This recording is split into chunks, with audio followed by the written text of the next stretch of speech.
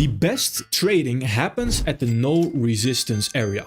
I'm going to show you in a few simple steps how you can improve your trading using the no resistance area. Now, with all due respect, I personally could never really understand the way ICT explained a low resistance liquidity run.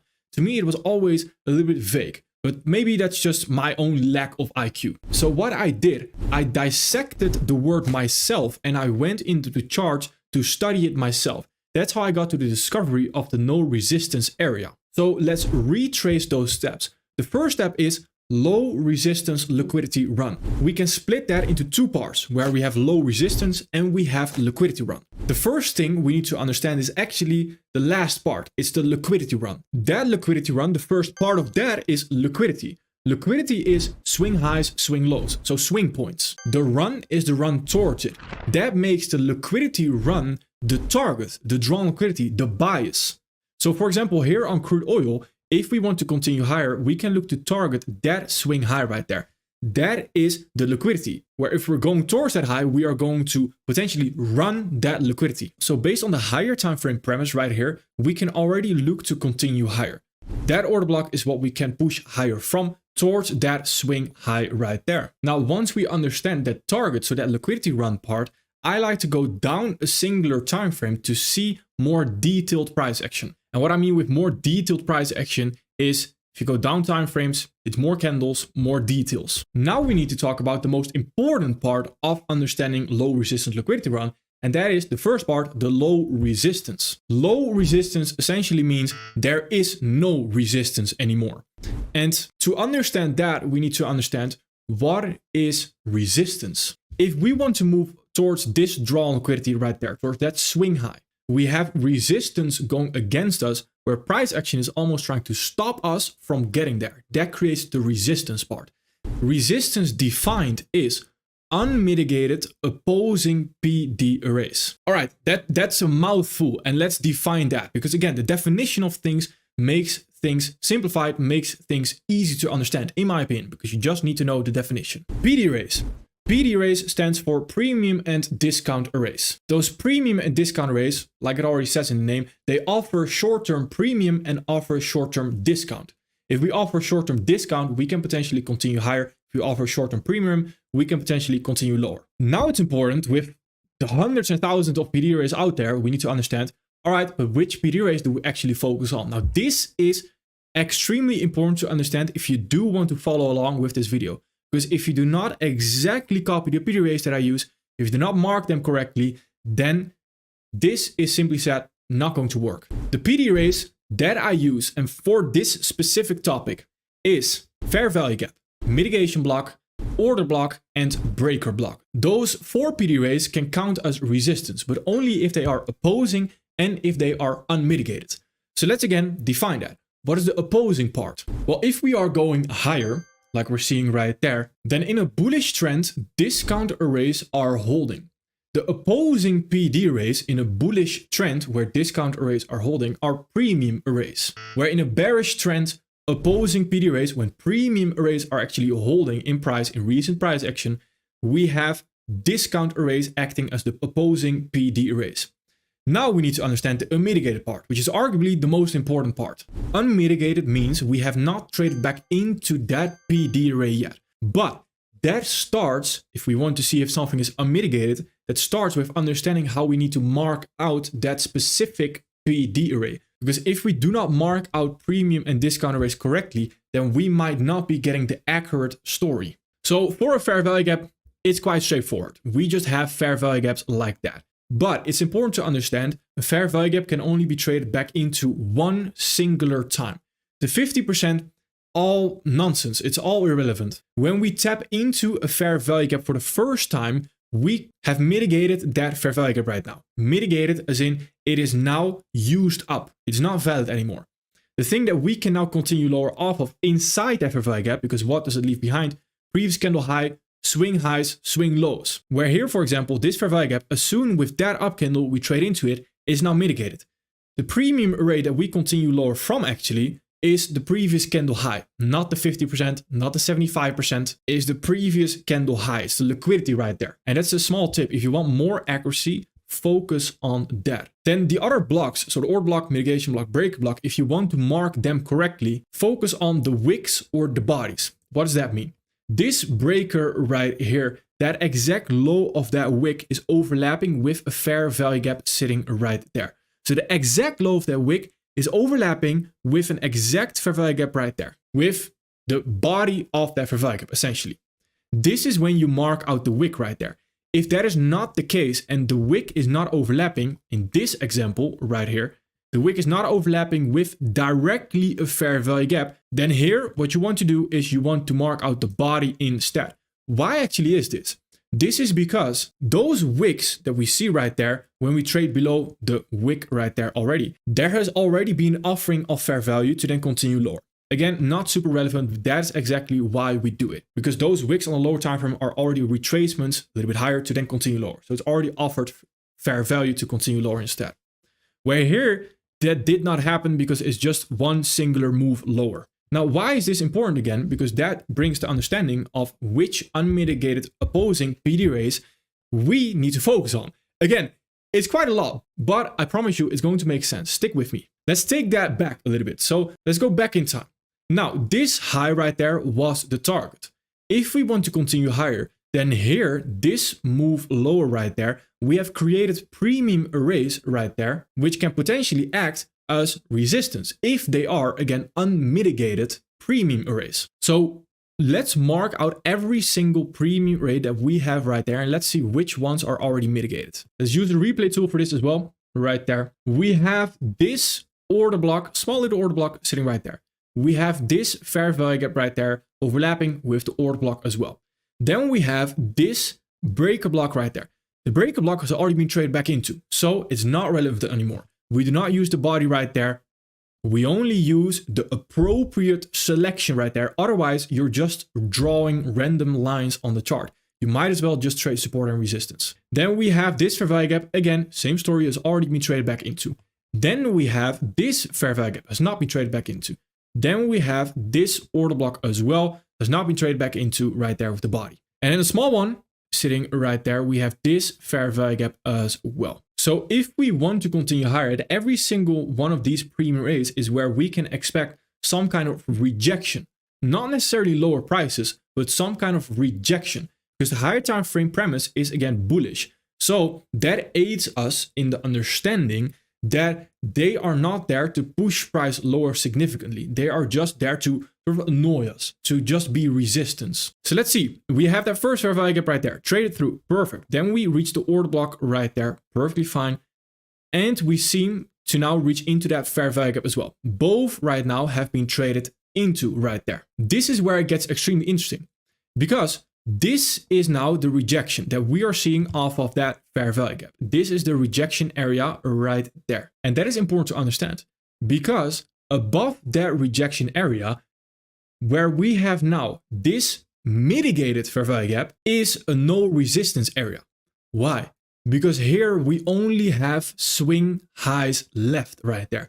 So to understand, liquidity run, swing highs. Low resistance, mitigated PD arrays. We have no opposing PD arrays again that are unmitigated. Because that fair value gap is now mitigated, then when we only have swing highs right there and we take out this rejection, as soon as we trade above that rejection right there, that's where we can expect price to run quite fast. Why? Because it's a low resistance. There is no PD array that can act as a resistance right there because we only have swing highs, and those swing highs are the liquidity run. They are not very likely to act as a significant resistance. That gray box is again the no resistance area. So what is the objective right here? Get involved before we reach that gray box right there, because when we reach that gray box, the no resistance area, that's where price will run fast. Towards what can it reach for? Well, what is the next unmitigated PD array, opposing PD array? That's the fair value gap that we have right there, and that small little order block. So it can run fast at least until we reach that high right there, but it can also run fast towards the next unmitigated premium array right there. And the area where we are going to continue higher from is not even that relevant.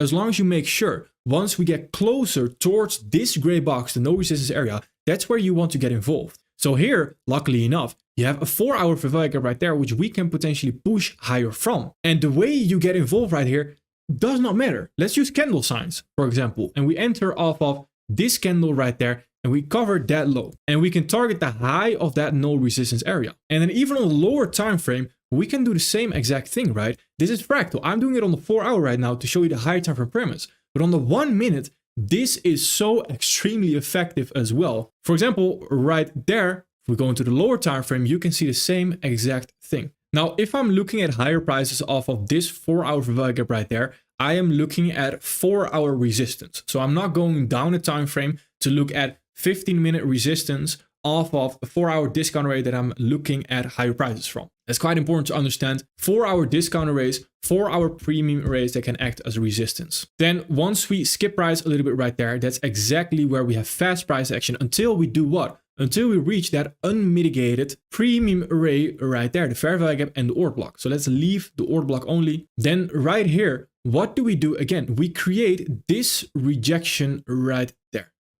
That is the rejection. The rejection a little bit lower off of what?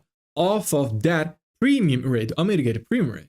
So if we now take out that high sitting right there, this is the no resistance area. So ideally, we want to get involved before we reach that area, just before we reach that area, because that is where price is the highest probability once we reach that area for it to reach the next high, and it will likely also happen the fastest. So this is also what you can call potentially your silver bullet entry. Now right here, we continue lower for a little bit right there. We never take out that rejection, and we have quite a big rejection off that order block. Once we continue lower, we create premium arrays going against us again. So what do? We mark out every single premium array right there, the unmitigated ones, which we can potentially see some kind of resistance right there. We have those fair value gaps, and as last, we have this order block right there before we can actually reach the no resistance area. Then once you have marked out that resistance, you wait for all the resistance right there to be gone, essentially, to be traded into, to be mitigated now.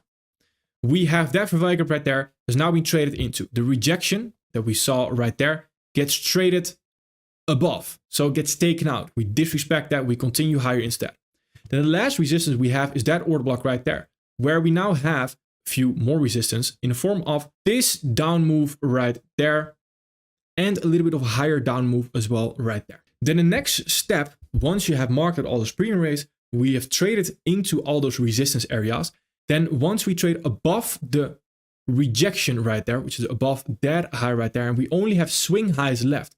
So all the premium arrays that we had towards the left before we reach that draw liquidity have now already been traded back into, then everything here is now just swing highs. So this whole area towards that high is now a no resistance area, because all we have left is swing highs, which creates the low resistance liquidity run again. So in an ideal world, what do? We want to get involved before we reach this gray area, the no resistance run right there, where every next swing high can be a target. But ultimately, what can be the next target is this swing high right there, because there's nothing else stopping us from reaching that swing high, because we don't have any other resistance going against us. Again, the manner on how you get involved in can be your typical trading plan, but it doesn't have to be very accurate, doesn't have to be very precise.